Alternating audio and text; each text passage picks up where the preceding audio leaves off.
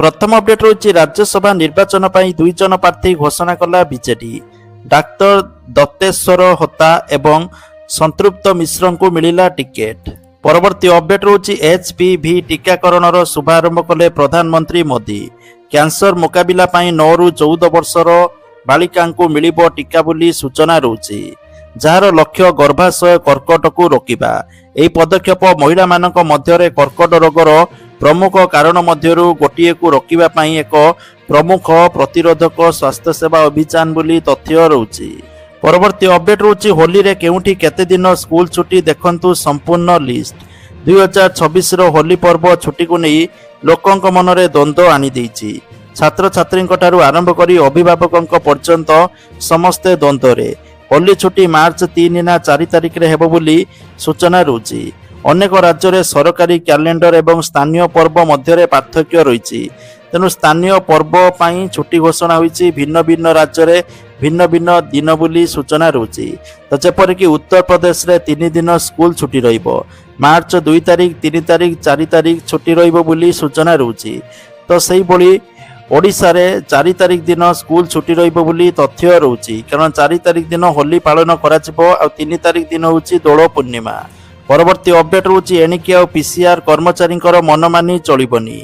Police scanner सेमाने भर्ती पारिबेनी। जदि कई पीसीआर कर्मचारी कर्तव्य पालन रे उलम विलम करती तेबे सीधा निलंबित हेबे। चाकरी बहिष्कृत हेबा परे जेल मध्य जिबाकू पड़ी पारे बोली सूचना रही।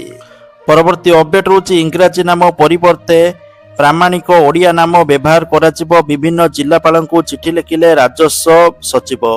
बदलिबो ओडिशार विभिन्न स्थानर अपभ्रंश इंग्राजी नाम। ब्रिटिश शासन कालरू प्रचलित भूल नामर हेबो संशोधन। मूल ओडिया नामरे हेबो पुनरुद्धार बोली सूचना रही।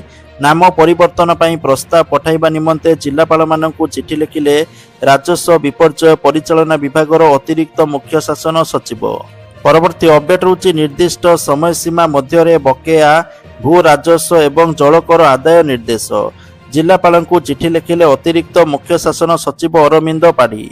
चलित वर्ष 980 कोटी टंका भू राजस्व और 25.32 कोटी जलकर बाकी रही। आगरू बाकी थिबा भू राजस्व और जलकर आदाय पई निर्देश। परवर्ती अपडेट रही अनुगुल रे बाहागर भोजी खाई 25 रु ऊर्ध्व लोक गुरुतर। जिला मुख्य चिकित्सालय प्राय 20 जन भर्ती होई चिकित्सित हेउचंती। सेहीपरि आउ किछि लोक घरोई चिकित्सालय भर्ती होइचंती। जरपड़ा थाना तुबे गाँव में बुधवार दिन एक बाहागर भोजी खाइबा परे बहुत लोक झाड़ा बांती ज्वर रे आक्रांत होई चिकित्सित हेउचंती। एने अनुगुल अतिरिक्त जिला मुख्य चिकित्सा अधिकारी डाक्तर दिलीप पटनायक कहिसंती 15 रु अधिक लोक झाड़ा बांती रे आक्रांत होई एबे जिला मुख्य चिकित्सालय भर्ती होइचंती। परवर्ती अपडेट रही मार्च मास 2 तारिख बा सोमवार दिन मुख्यमंत्री जन अभियोग शुणाणी बंद रहिबो। मुख्यमंत्री अन्यान्य गुरुत्वपूर्ण कार्य थिबारु आसंता सोमवार मुख्यमंत्री जन अभियोग शुणाणी बंद रहिबो बोली सूचना रही। परवर्ती अपडेट रही गत 1.5 वर्ष मध्य श्रीमंदिर परिसर को 700 जन व्यक्ति अनधिकृत भावे मोबाइल फोन धरी प्रवेश करी धरा पड़िचंती। सेमानक निकटरू मोट 6,93,000 टंका जोरिमाना आदाय करा जायछि। एने सिंहद्वार थाना रे 9टी मामला रुजु करा जायछि। परवर्ती अपडेट रही मुख्यमंत्री मोहन चरण माझी निर्देश क्रमे थाईलैंड रे फसी रहिथिबा 6 जन ओडिया युवकों मध्यरु 4 जन ओडिया युवकों गत फेब्रुआरी 21 रे ओडिशा को फेराई अणा जाइथिला। गतकाली अन्य 2 जन ओडिया युवक थाईलैंड रो आसी ओडिशा रे पहुंचीथिबा सूचना रही और सरकार को धन्यवाद जणाइचंती। परवर्ती अपडेट रही स्कूल हॉस्टेल रे सबु सीमा टपिले उपर श्रेणी रो छात्र। खेल समय 3 जन सप्तम श्रेणी छात्र खेलुथबारु तांको उपरे रैगिंग होईछि। मयूरभंज जिला खुंटा पीएम श्री सरकारी उच्च विद्यालय रे छात्रों को निर्यातना दिया जाउथबा अभियोग होईछि।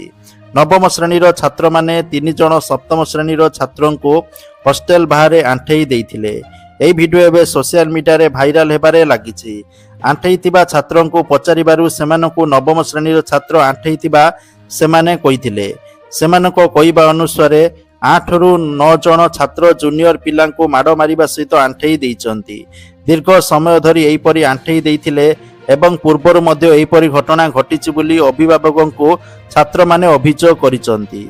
अभिभावक माने ए घटना रे क्षोभ प्रकाश करिबा सहित ବାବଦରେ ଶୁଣିବା ପରେ ତୁରନ୍ତ କାର୍ଯ୍ୟାନୁଷ୍ଠାନ ଗ୍ରହଣ କରିବା ପାଇଁ ଦାବି କରିଛନ୍ତି। ପରବର୍ତ୍ତୀ ଅପଡେଟ୍ ହେଉଛି ବିଜେଡିରୁ ବିଦାୟ ହେଲେ ପୂର୍ବତନ ବିଧାୟକ ତଥା ରାଜ୍ୟ କାର୍ଯ୍ୟକାରିଣୀ ସଦସ୍ୟ ପ୍ରଭାତ ବିଶ୍ୱାଳ। ଦଳ ବିରୋଧୀ କାର୍ଯ୍ୟ ପାଇଁ ତାଙ୍କୁ ବିଜେଡିରୁ ବହିଷ୍କାର କରାଯାଇଛି। ଦଳର ସଭାପତି ନବୀନ ପଟ୍ଟନାୟକ ତାଙ୍କୁ ଦଳରୁ ବହିଷ୍କାର କରିଛନ୍ତି। ଏନେଇ ଦଳର ଉପସଭାପତି ପ୍ରତାପ ଜେନା ଦଳୀୟ ଚିଠି ଜାରି କରିଛନ୍ତି। ପରବର୍ତ୍ତୀ ଅପଡେଟ୍ ହେଉଛି ହୋଲି ପାଇଁ ପୂର୍ବତଟ ରେଳବାଇର ପ୍ରସ୍ତୁତି। ଅତିରିକ୍ତ ଭିଡ଼ ଦୂର କରିବାକୁ ଚାଲିବ 132ଟି ସ୍ପେଶାଲ ଟ୍ରେନ୍ ବୋଲି ତଥ୍ୟ ରହୁଛି। ପରବର୍ତ୍ତୀ ଅପଡେଟ୍ ହେଉଛି ପିପିଲିର ଡେଲାଙ୍ଗରେ ଡରାଉଛି ଜଣ୍ଡିସ୍। ଅଭିଭାବକମାନଙ୍କ ମଧ୍ୟରେ ପଶିଛି ଛନକା। ବର୍ତ୍ତମାନ ସୁଦ୍ଧା 17ରୁ ଅଧିକ ପିଲା ଜଣ୍ଡିସ୍ରେ ଆକ୍ରାନ୍ତ ହୋଇଥିବାର ଦେଖାଦେଇଛି। ଅନେକ ପିଲା ଚିକିତ୍ସା ହେଉଥିବା ବେଳେ ଏକାଧିକ ଜିଲ୍ଲା ବାହାରକୁ ଚିକିତ୍ସା ପାଇଁ ଯାଇଛନ୍ତି। ବିଦ୍ୟାଳୟରେ ପାଣି କିମ୍ବା ବାହାରେ ଖାଉଥିବା ଅପରିଷ୍କାର ଖାଦ୍ୟରୁ ଏହା ବ୍ୟାପୁଛି ତାହା ଏବେ ସ୍ପଷ୍ଟ ହୋଇନଥିବା ବେଳେ ପ୍ରଶାସନ ଜଣ୍ଡିସ୍ ହେବାର କାରଣ ଖୋଜୁଥିବା ସୂଚନା ରହୁଛି। ଘଣ୍ଟ ଓ ମାଇକ୍ ମାଧ୍ୟମରେ ଗାଁ ଗାଁ ବୁଲି ସଚେତନ କରୁଛନ୍ତି ଆଶାକର୍ମୀ। ସ୍ୱାସ୍ଥ୍ୟ ବିଭାଗ ତରଫରୁ ଆଶା ଏବଂ ଅଙ୍ଗନବାଡି ଦିଦିଙ୍କୁ ଏନେଇ ନିର୍ଦ୍ଦେଶ ଦିଆଯାଇଛି। ପାଣି ଫୁଟେଇ ପିଇବା, ସ୍ୱଚ୍ଛ ରହିବା, ବାହାର ଖାଦ୍ୟ ଖାଇବାକୁ ବାରଣ କରିବା ସହିତ ଯଦି କାହା ଘରେ ପିଲାଙ୍କୁ ଜଣ୍ଡିସ୍ ହେବାର ସନ୍ଦେହ କି ଲକ୍ଷଣ ଦେଖାଦେଉଛି ତେବେ ଖୁବ୍ ଶୀଘ୍ର ମେଡିକାଲ ଯାଇ ଡାକ୍ତରଙ୍କୁ ଦେଖାଇବାର ବାର୍ତ୍ତା ଓ ସଚେତନ କରାଉଛନ୍ତି ଆଶାକର୍ମୀ ଓ ସ୍ୱାସ୍ଥ୍ୟ ବିଭାଗ। ପରବର୍ତ୍ତୀ ଅପଡେଟ୍ ହେଉଛି ବିବାହର ମାତ୍ର 2 ଦିନ ପରେ ଶାଶୁଘରୁ ଛାଡ଼ି ପ୍ରେମିକ ସହିତ ଫେରାର ହୋଇଯାଇଛନ୍ତି ଜଣେ ନବବଧୂ।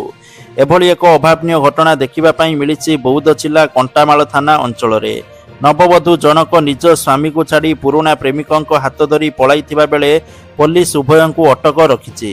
ପରବର୍ତ୍ତୀ ଅପଡେଟ୍ ହେଉଛି ବାପାଙ୍କର ଅନ୍ତିମ ସଂସ୍କାର ପରେ ଟିମ୍କୁ ଫେରିଲେ ରିଙ୍କୁ। ଭାରତ ପାଇଁ ଆଗାମୀ ମ୍ୟାଚ୍ ବେଶ୍ ଗୁରୁତ୍ୱପୂର୍ଣ୍ଣ ବୋଲି ସୂଚନା ରହୁଛି। ପରବର୍ତ୍ତୀ ଅପଡେଟ୍ ହେଉଛି ମାର୍ଚ୍ଚ ମାସର 18 ଦିନ ବ୍ୟାଙ୍କ ଛୁଟି ବୋଲି ସୂଚନା ରହୁଛି।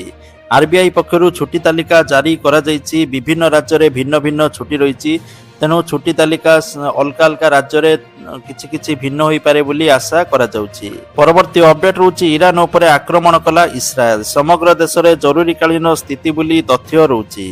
ମଧ୍ୟ ଏସିଆରେ ଚାଲିଥିବା ଉତ୍ତେଜନା ମଧ୍ୟରେ ଇସ୍ରାଏଲ ଇରାନ ଉପରେ ଆକ୍ରମଣ କରିଛି। ଏନେଇ ସୂଚନା ଦେଇଛନ୍ତି ଇସ୍ରାଏଲର ପ୍ରତିରକ୍ଷା ମନ୍ତ୍ରୀ। ସମଗ୍ର ଦେଶରେ ଜରୁରୀକାଳୀନ ଘୋଷଣା ହୋଇଛି। ପରବର୍ତ୍ତୀ ଅପଡେଟ୍ ହେଉଛି ଥାନାରେ ବରକନ୍ୟା ଅଟକ। ରାସ୍ତାରେ କଥା ହେଉଥିବା ବେଳେ ଲୋକେ ବାହା କରାଇଦେଲେ। ବାଲେଶ୍ୱର ସହଦେବଖୁଣ୍ଟା ଥାନାରେ ବରକନ୍ୟା ଅଟକ। ବିବାହ ପରେ ଥାନାରେ ଅଟକ ରହିଲେ ନବ ଦମ୍ପତି। ବାଲେଶ୍ୱର ବାଲିଆ ଅଞ୍ଚଳର ଜଣେ 50 ବର୍ଷୀୟ ବ୍ୟକ୍ତିଙ୍କ ସହିତ ଜଣେ 20 ବର୍ଷୀୟ ଯୁବତୀ କଥା ହେଉଥିବା ବେଳେ ସ୍ଥାନୀୟ ଲୋକେ ଧରି ବିବାହ କରାଇ ଦେଇଥିଲେ। ତେବେ ଯୁବତୀ ଜଣକ ନାବାଳିକା ସନ୍ଦେହରେ ପୁଣି ସ୍ଥାନୀୟ ଲୋକେ ପୋଲିସକୁ ଖବର ଦେଇଥିଲେ। ଏହାପରେ ପୋଲିସ ଘଟଣାସ୍ଥଳକୁ ଯାଇ ଉଭୟ ବର ଓ କନ୍ୟାକୁ ଥାନାକୁ ଉଠାଇ ଆଣିଛି। ବ୍ୟକ୍ତି ଜଣକ ବାଲେଶ୍ୱର ପୋଲିସ ଲାଇନ ଛକରେ ଅଟୋ ଚଳାଉଥିବା ବେଳେ ଯୁବତୀ ସହିତ ତାଙ୍କର ପ୍ରେମ ସମ୍ପର୍କ ଗଢ଼ି ଉଠିଥିଲା। ତେବେ ଗତକାଲି ଯୁବତୀଙ୍କର ଘର ବାଲିଆ ନିକଟରେ ବ୍ୟକ୍ତି ଜଣକ କଥା ହେଉଥିବା ବେଳେ ଲୋକେ ଉଭୟଙ୍କୁ ବାହା କରାଇ ଦେଇଥିଲେ। ଯୁବତୀଙ୍କର ଜନ୍ମ ପ୍ରମାଣପତ୍ର, ସାର୍ଟିଫିକେଟ୍ କିମ୍ବା ଆଧାର କାର୍ଡ ନଥିବାରୁ ପୋଲିସ ଅଧିକ ତଦନ୍ତ ଜାରି ରଖିଛି। ତ ସେହିଭଳି ସ୍ଥାନୀୟ ଲୋକଙ୍କର କହିବା ଅନୁଯାୟୀ ଯୁବତୀ ଜଣକ ସାବାଳିକା ସହଦେବଖୁଣ୍ଟା ଥାନାରେ ଉଭୟ ବର ଓ କନ୍ୟା ଅଟକ ରହିଛନ୍ତି। ପରବର୍ତ୍ତୀ ଅପଡେଟ୍ ହେଉଛି HPV ନିରାକରଣ ଟିକାର ଶୁଭାରମ୍ଭ। ମୁଖ୍ୟମନ୍ତ୍ରୀ କହିଲେ ଝିଅମାନଙ୍କର ସ୍ୱାସ୍ଥ୍ୟ ଏବଂ ଭବିଷ୍ୟତ ସୁରକ୍ଷା ଦୃଷ୍ଟିର ଏକ ଯୁଗାନ୍ତକାରୀ ପଦକ୍ଷେପ ବୋଲି ସୂଚନା ରହୁଛି। ତ ଗର୍ଭାଶୟ କର୍କଟକୁ ରୋକିବା ପାଇଁ ଏ ଟିକାକରଣ ହେବ। ଓଡ଼ିଶାର 14ରୁ 15 ବର୍ଷ ବୟସ ମଧ୍ୟରେ ଥିବା ପ୍ରାୟ 3.36 ଲକ୍ଷ ବାଳିକାଙ୍କୁ ଟିକାକରଣ କରାଯିବ। ଏଥିପାଇଁ 3 ମାସ ସମୟ ଲକ୍ଷ୍ୟ ଧାର୍ଯ୍ୟ କରାଯାଇଥିବା ସୂଚନା ରହୁଛି। ଏହି ଟିକା ପ୍ରଥମେ ଗୋଷ୍ଠୀ ସ୍ୱାସ୍ଥ୍ୟକେନ୍ଦ୍ର, ଉପଖଣ୍ଡ ଚିକିତ୍ସାଳୟ ଏବଂ ଜିଲ୍ଲା ମୁଖ୍ୟ ଚିକିତ୍ସାଳୟରେ ଦିଆଯିବାର ବ୍ୟବସ୍ଥା କରାଯାଇଛି। ପରବର୍ତ୍ତୀ ଅପଡେଟ୍ ହେଉଛି ଏପ୍ରିଲ 2ରେ ଖୋଡ଼ିଛୁଆଁ ଉତ୍ସବ। 5ରୁ ଶିଶୁ ବାଟିକାରେ ପିଲାଙ୍କର ନାମଲେଖା। ଆସନ୍ତା ଶିକ୍ଷାବର୍ଷ 2026-27 ପାଇଁ ଆସନ୍ତା ଏପ୍ରିଲ 2ରୁ 5 ତାରିଖ ମଧ୍ୟରେ ଖୋଡ଼ିଛୁଆଁ ଉତ୍ସବ ପାଳନ କରାଯିବ। ଏଥିସହିତ ପ୍ରବେଶ ଉତ୍ସବ ହେବ। 5ରୁ 6 ତାରିଖ ମଧ୍ୟରେ ଶିଶୁ ବାଟିକାରେ ପିଲାଙ୍କର ନାମଲେଖା ହେବ।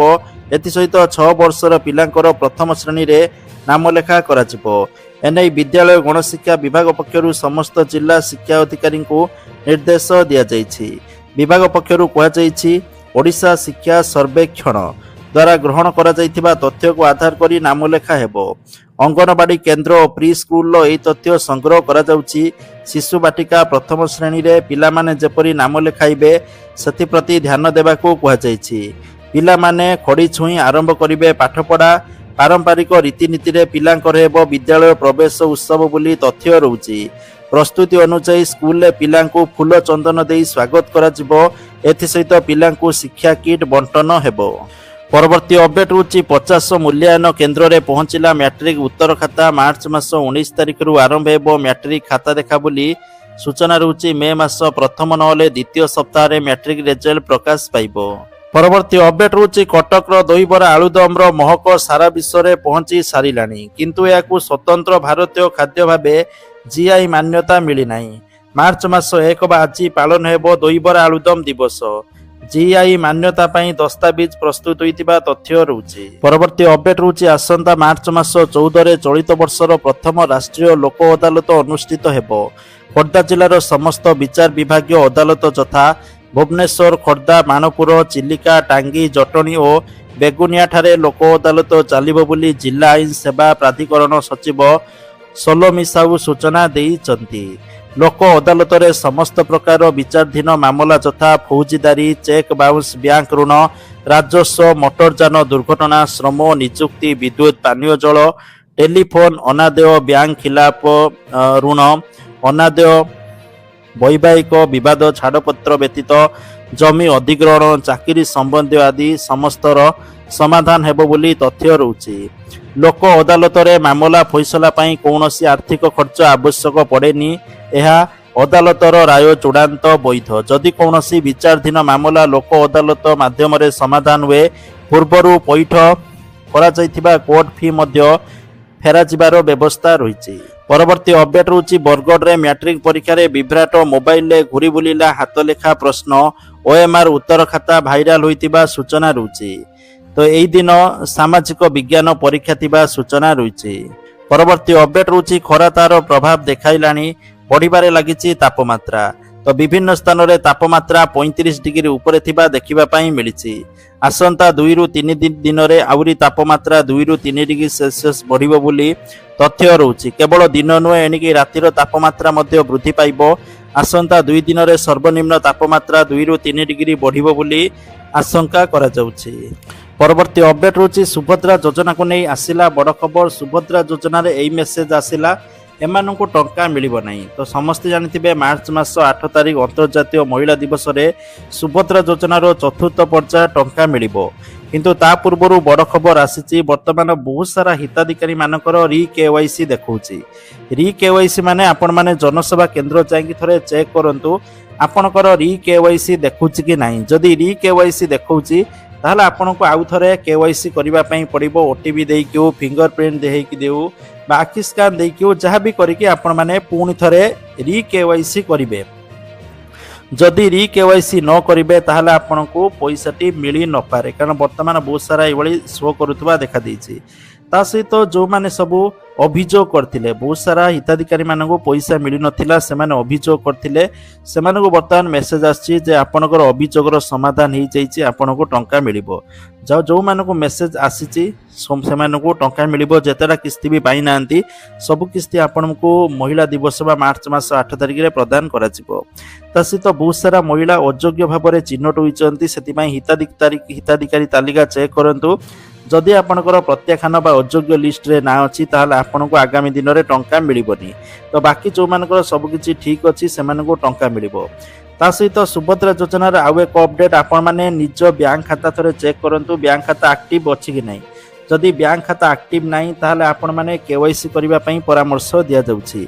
बैंक रे केवाईसी करकु निज खाता को एक्टिव रखंतु, जा फल रे आपण माने चतुर्थ पर्याय किस्ती पाई परिबे।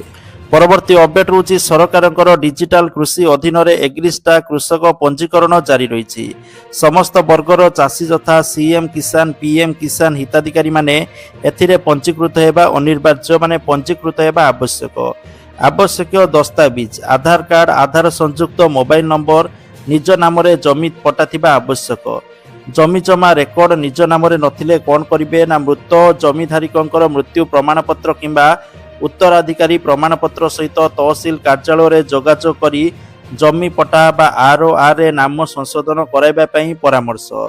तापरे आपण माने कृषक रजिस्ट्री पोर्टाल जोड़ा रही एग्रिस्टाक रे जाइकी पंजीकरण करिबा पई परामर्श ଦିଆଯାଉଛି। ପରବର୍ତ୍ତୀ ଅପଡେଟ୍ ହେଉଛି ପିଏମ୍ କିଷାନ ଯୋଜନାର ପରବର୍ତ୍ତୀ କିସ୍ତି ମାର୍ଚ୍ଚ ମାସ ପ୍ରଥମ ସପ୍ତାହରେ ମିଳିବ ବୋଲି ଆଶା କରାଯାଉଛି। ତା ସହିତ ସିଏମ୍ କିଷାନ ଯୋଜନାର ପରବର୍ତ୍ତୀ କିସ୍ତି ଆପଣମାନଙ୍କୁ ଏପ୍ରିଲ ମାସ ବା ଆପଣମାନଙ୍କୁ ଅକ୍ଷୟ ତୃତୀୟାରେ ମିଳିବ ବୋଲି ତଥ୍ୟ ରହୁଛି। ପରବର୍ତ୍ତୀ ଅପଡେଟ୍ ରହୁଛି ସୁନା ଦରକୁ ନେଇକି ଓଡ଼ିଶା ରାଜଧାନୀ ଭୁବନେଶ୍ୱରରେ ଆଜି 22 କ୍ୟାରେଟ ସୁନା ମୂଲ୍ୟ 10 ଗ୍ରାମ ପ୍ରତି 1,54,650 ଟଙ୍କା ଥିବାବେଳେ 24 କ୍ୟାରେଟ ସୁନା ମୂଲ୍ୟ 10 ଗ୍ରାମ ପ୍ରତି 1,68,710 ଟଙ୍କା ଥିବା ରେକର୍ଡ କରାଯାଇଛି। ପରବର୍ତ୍ତୀ ଅପଡେଟ୍ ରହୁଛି 3 ଦିନ ପରେ ବି ସତ ମାନୁନାହାନ୍ତି ସରକାର, ନ୍ୟାୟ ପାଇବାକୁ ତହସିଲଦାରଙ୍କ ଗୋଡ଼ ତଳେ ପଡ଼ି ମୃତକଙ୍କ ପତ୍ନୀ ନେହୁରା।